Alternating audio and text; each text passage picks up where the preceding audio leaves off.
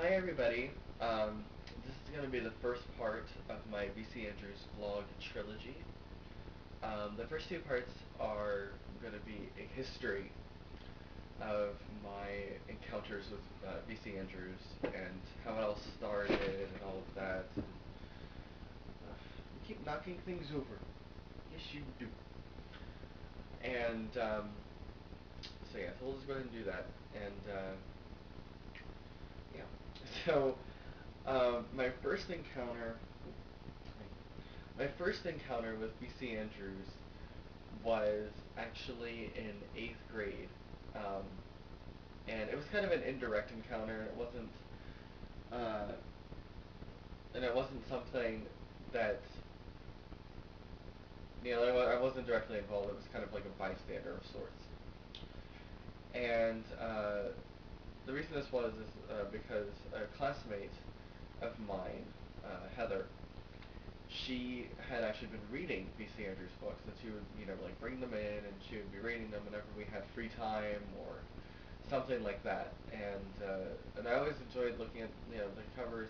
I was doing it from afar, so, but the covers looked really interesting, but I don't know why I didn't end up going to read them.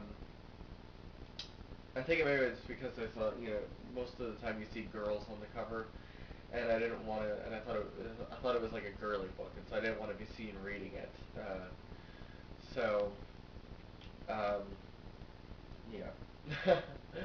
so, so that happened, and I hadn't thought about that. I was just like, oh, that's must be a fun author.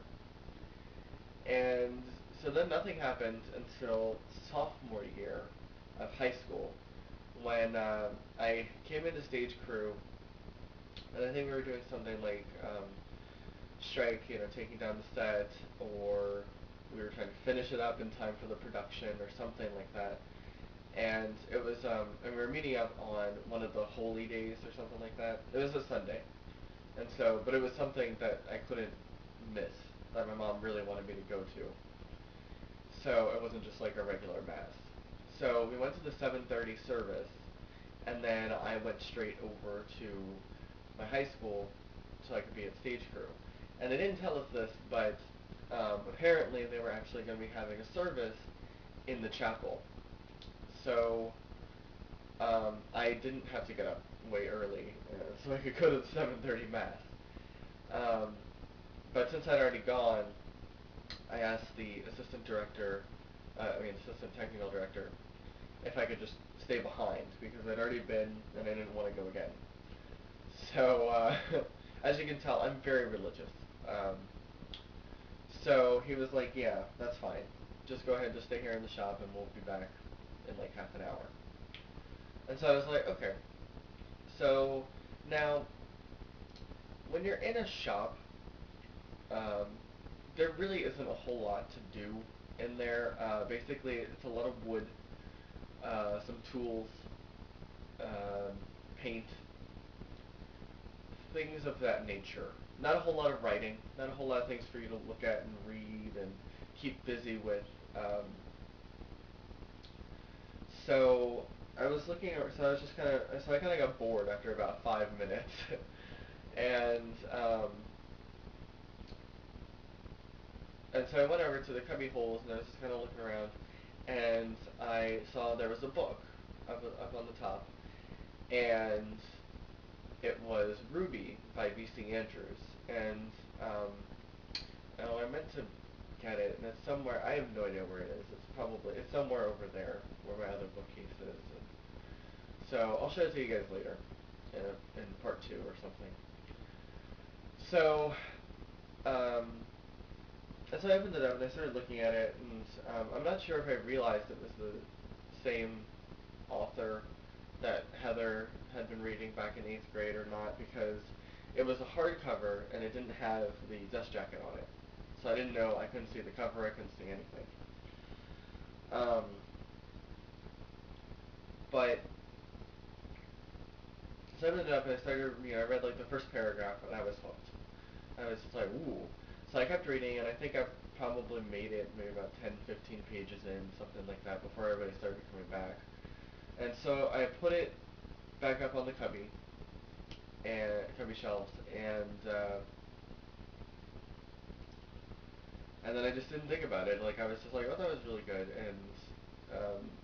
and then I just didn't think about it.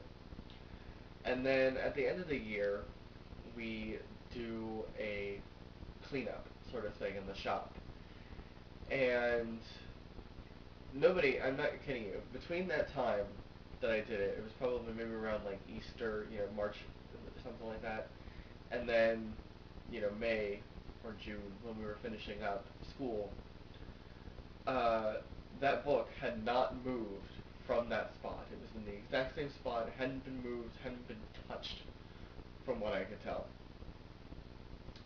So when we were cleaning up and everything, we, like cleared off all the cubby holes and stuff like that, and for some reason, I don't know why. And so that was just, out there. And so I picked it up and I asked somebody who was nearby. I was just like, "Do you know whose book this is?" And they were like, "I have no idea." And so I asked around, and nobody knew whose it was. Nobody knew how it got there. And so since nobody had claimed it by the time stage here was over, I just took it for myself. So, and I still have yet to actually finish reading it. There may even be a bookmark still in there. Because I think I probably did start reading it, and I probably got maybe about less than 50 pages in, and then I just never got around to finishing it. So, um, yeah. So that's going to conclude the first part, and the second part is how I continued and started buying DC Andrews and up to how I feel about her today in the books and all of that. And yeah, so I'm done. And this is my cat. He's cute. He's very cute. And but you gotta get out of my lap. So I hope you guys enjoyed this, and I hope you watch part two when I get around to doing it.